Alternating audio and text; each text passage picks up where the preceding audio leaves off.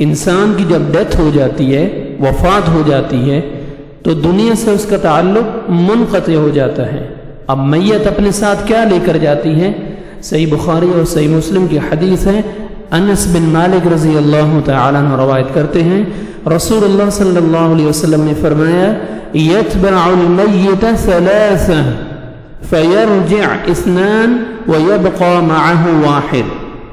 मैयत के साथ 3 चीजें चलती हैं, 2 तो वापस आ जाती हैं, सिर्फ एक काम उसके साथ रह जाता है। यतबअहु अहलुहु व मालुहु व अमलुहु।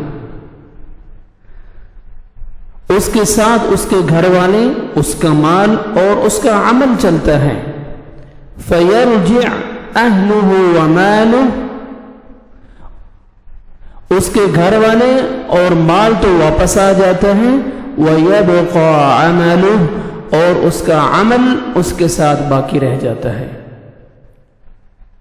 तो अल्लाह सुब्हानहु व तआला अपनी जिंदगी में नेक अमाल करने की तौफीक अता फरमाए, क्योंकि ये सारी चीजें, माल, औलाद, सारी ऐश व इशरत यही खत्म हो जाएगी, यही रह जाएगी।